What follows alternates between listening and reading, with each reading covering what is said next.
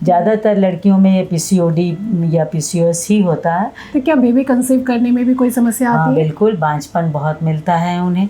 और इनमें क्या होता है, मेंस की भी दिक्कत आती है। मासिक धर्म जो महीने महीने नहीं आएगा, कभी 2 महीने 3 महीने में आता है, किसी किसी में तो साल साल भर तक नहीं आता है। यंग लड़कियों में चेहरे पे कील मुहासे बहुत ज़्यादा आने लगते हैं, बाल निकलने लगते हैं, मूंछें आने लगती है।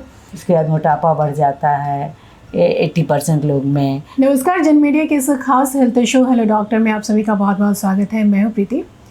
पीसीओडी और पीसीओएस ये एक सामान्य समस्या है, लेकिन इसके बारे में हम में से बहुत कम लोग जानते हैं। ये समस्या इस तरह से सामान्य है कि हमारे देश भारत में 5 में से 3 महिलाएं इस समस्या से जूझ रही हैं। तो इसके बारे में हमें जानकारी रखना बहुत ज़रूरी है। इसी मकसद के साथ हम आज के इस प्रोग्राम में बात करेंगे पीसीओडी और पीसीओएस में क्या अंतर है, इसके लक्षण क्या है, इस समस्या के आने पर महिलाओं के शरीर में किस तरह के परिवर्तन होते हैं, क्या इलाज संभव है या फिर लाइलाज है। इन सारे सवालों का जवाब देने के लिए हमारे साथ मौजूद हैं पटना पीएमसीएच की गायनेकोलॉजिस्ट और प्रोफेसर डॉक्टर नीना अग्रवाल, जो इस वक्त हमारे साथ मौजूद है। डॉक्टर, हेलो डॉक्टर, कार्यक्रम में आपका बहुत बहुत स्वागत है। और सबसे पहले तो ये बताइए कि ये होता क्या है, पीसीओडी और पीसीओएस।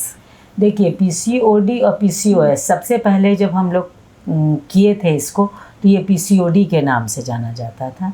लेकिन धीरे धीरे जैसे जैसे रिसर्च बढ़े, जैसे जैसे तरह तरह के मरीज आना शुरू हुए, तो फिर डायग्नोसिस हुआ कि नहीं, ये एक पर्टिकुलर तरह का तरीके का नहीं होता, इसमें बहुत सारे चीज़ मिले हुए हैं और बहुत टाइप्स के होते हैं। तो हम लोगों ने इसको पीसीओएस कर दिया।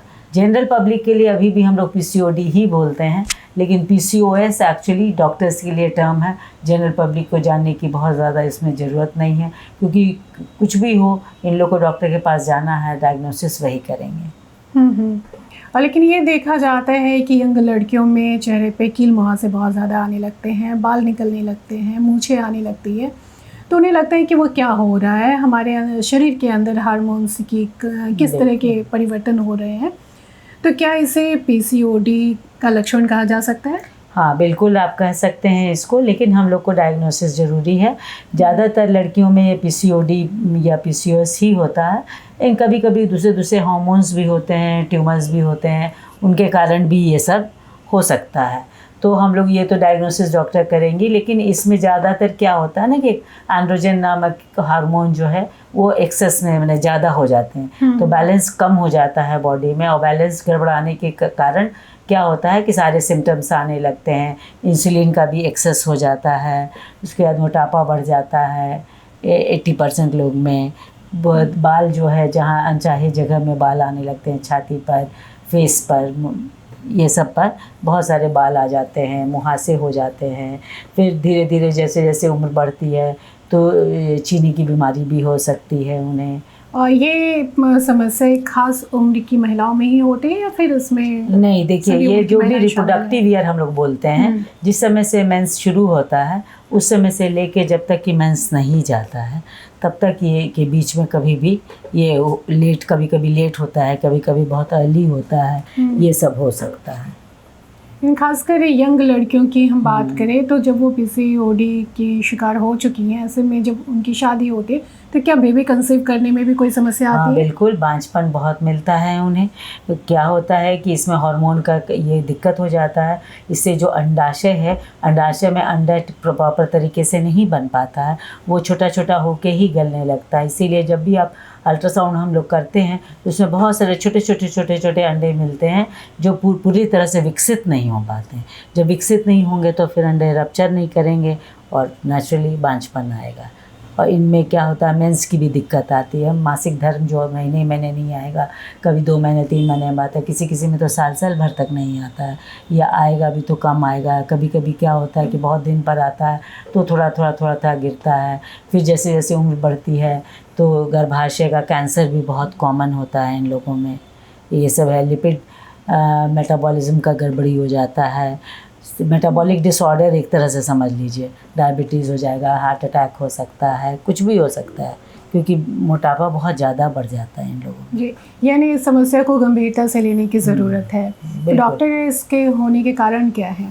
इनके होने के कारण तो कहना बहुत मुश्किल है, अभी तक इस पर पूरा कोई भी श्योर नहीं हो पाया, लेकिन हम लोग इसको मल्टीफैक्टोरियल मतलब बहुत सारे कारण कहते हैं, जेनेटिक भी कहते हैं, आजकल का जो एनवायरनमेंट है, खान पान में जो दिक्कत है।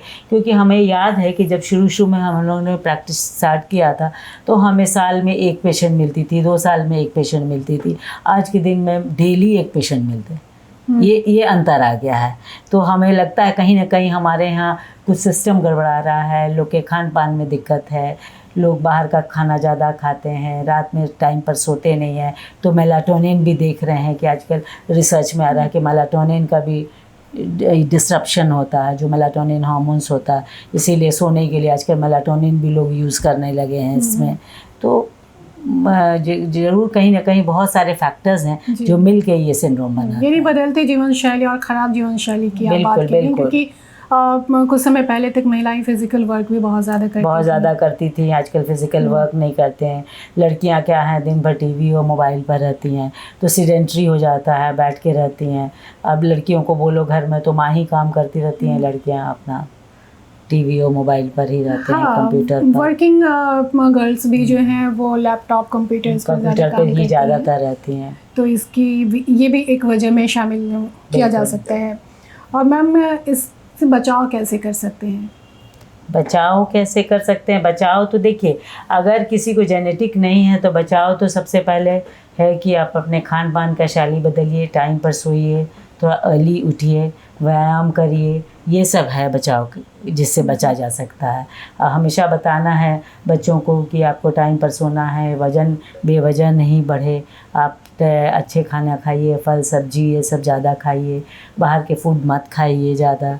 लेकिन बच्चे आजकल सुनते कम हैं, लेकिन फिर भी समझाने से कुछ हद तक आजकल वो लोग भी जागरूक होते जा रहे हैं, क्योंकि उन लोग को भी अच्छा नहीं लगता है, क्योंकि बॉडी शेमिंग आजकल बहुत कॉमन हो गया।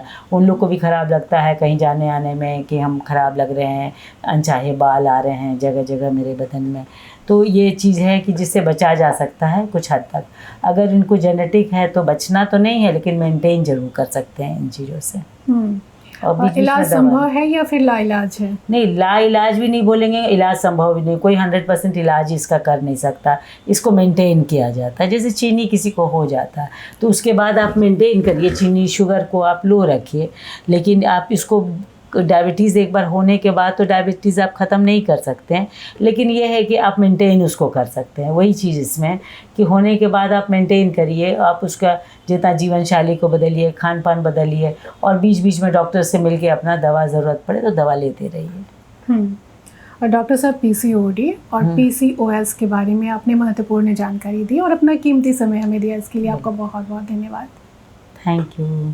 उम्मीद है कि डॉक्टर साहब की कई बातों पर सजग रहेंगे, सतर्क रहेंगे, तभी तो स्वस्थ रहेंगे। हम अपने कार्यक्रम में आपके स्वास्थ्य से जुड़ी किसी एक समस्या पर चर्चा करते हैं, अपने एक्सपर्ट के ज़रिए इसका निदान भी आप तक पहुंचाने की कोशिश करते हैं। अगर आप भी किसी समस्या से जूझ रहे हैं तो हमें कमेंट बॉक्स में ज़रूर बताएं, हम अपने एक्सपर्ट के ज़रिए आपकी समस्या का समाधान आपको ज़रूर पहुँचाएँगे।